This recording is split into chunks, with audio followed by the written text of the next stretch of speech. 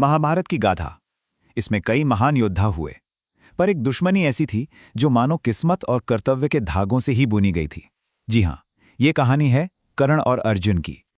कहते हैं कि महाभारत में दो योद्धा सबसे ऊपर थे, सबसे बढ़कर थे। पर यह कहानी सिर्फ रणभूमि में लड़ी गई एक लड़ाई की नहीं है। नहीं, ये कहानी है उनके किरदारों की, उनके फैसलों की और उस एक छुपे हुए सच की जो उनके भाग्य को हमेशा हमेशा के लिए बदल देने वाला था। देखिए, एक तरफ थे सूर्यपुत्र कर्ण, जिन्हें जन्म से ही समाज ने ठुकरा दिया, पर जिनके अंदर अपनी काबिलियत साबित करने की एक आग, एक ज्वाला जल रही थी। और दूसरी तरफ पांडवों के राजकुमार अर्जुन, जिनकी राह सम्मान और तारीफों से भरी थी। उनकी पहचान ही असल में उनके आने वाले टकराव की नींव रख रही थी। तो इन दोनों की कहानी शुरू होती है इनके जन्म के साथ ही, जहां किस्मत ने पहले ही दिन तय कर दिया था कि इनके रास्ते कितने कितने अलग होने वाले हैं। आइए एक नजर डालते हैं कि कैसे दो जन्मों में दो बिल्कुल अलग अलग तकदीरें लिख दी। देखिए, इनके रास्तों में जमीन आसमान का फर्क था, पर एक ऐसा सच था जो दोनों को जोड़ता था, और वो सच हैरान कर देने वाला है। दोनों की मां एक ही थीं, कुंती, पर किस्मत का खेल देखिए। कर्ण सूर्यदेव के पुत्र होकर भी एक सारथी के घर पले बढ़े, जबकि इंद्र के पुत्र अर्जुन ने एक राजकुमार की तरह हर सुख और सम्मान पाया। अर्जुन का जीवन तो जैसे किसी सपने जैसा था। उन्हें सबसे अच्छे गुरु मिले, दिव्य हथियार मिले और राजसी सम्मान मिला। हर कोई ये जानता था कि वो महान बनने के लिए ही पैदा हुए हैं। उनके लिए दुनिया का हर दरवाजा खुला था। और ठीक इसके उलट कर्ण का जीवन था, कांटों से भरा हुआ। उन्हें हर कदम पर, हर मोड़ पर उनके कुल की वजह से बेइज्जत किया जाता था, पर हर अपमान उनके अंदर की उस आग को और भड़काता था कि एक दिन वो दुनिया को दिखाकर रहेंगे कि वो किसी से कम नहीं।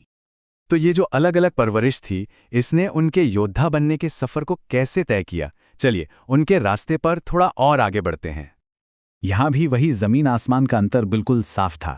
गुरु द्रोण ने कर्ण को उनके कुल के वजह से सिखाने से मना कर दिया, और वहीं अर्जुन उनके सबसे प्यारे शिष्य बने। कर्ण को अपनी विद्या छल से भेस बदलकर सीखनी पड़ी, जबकि अर्जुन को तो देवताओं से सीधे दिव्य अस्त्रों का वरदान मिला। मतलब एक ने संघर्ष से शक्ति कमाई तो दूसरे को वो विरासत में मिली।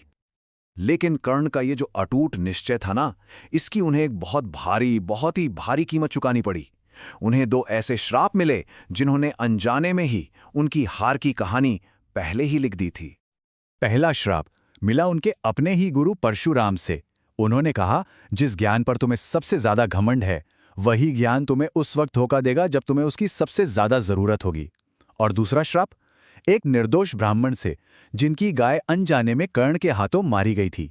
उन्होंने कहा, जब तुम युद्ध में सबसे लाचार होगे तो यही धरती मां तुम्हारे रथ का पहिया पकड़ लेगी। देखिए, महान योद्धा सिर्फ अपने बाणों से नहीं, अपने नैतिक फैसलों से भी बनते हैं। तो सवाल ये उठता है कि आखिर कर्ण और अर्जुन किसके लिए लड़ रहे थे?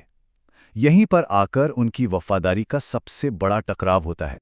और इस टकराव को समझने के लिए हमें महाभारत के सबसे बड़े सिद्धांत को समझना होगा, धर्म।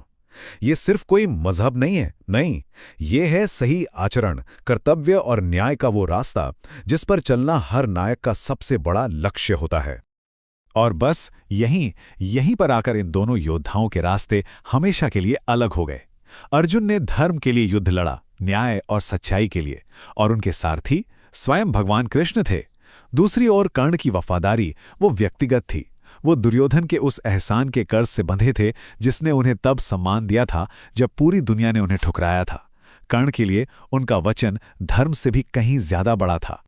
और फिर कुरुक्षेत्र के महासंग्राम में वो घड़ी आ ही गई, वो पल जिसका इंतजार शायद सदियों को था, जब ये दो महायोद्धा आमने सामने आए अपने अंतिम और किस्मत में लिखे द्वंद्व युद्ध के लिए।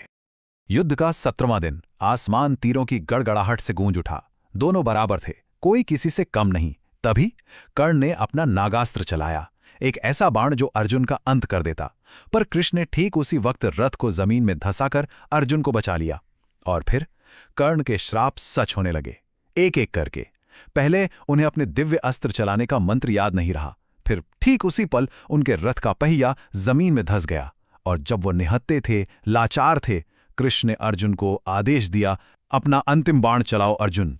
इस युद्ध का अंत कोई जीत नहीं थी। ये एक ऐसी त्रासदी थी जो इतिहास में हमेशा याद रखी जाएगी। ये था एक नायक का दुखद, बहुत ही दुखद अंत। कहते हैं कि जब कर्ण धरती पर गिरे तो सिर्फ इंसान ही नहीं, देवता भी रो पड़े थे। ये सिर्फ एक योद्धा का अंत नहीं था, ये एक पूरे युग का अंत था। पर क्या ये कहानी यहीं खत्म हो जाती है? क्या ये सिर्फ एक योद्धा का अंत था, या इससे भी कहीं गहरी, कहीं बड़ी कोई त्रासदी थी?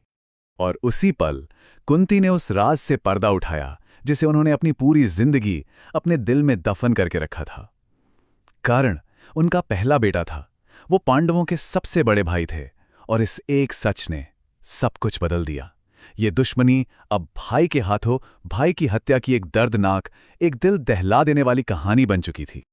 इसीलिए दुनिया उन्हें दुश्मन के तौर पर नहीं, बल्कि एक ही आग की दो लपटों के रूप में याद रखती है।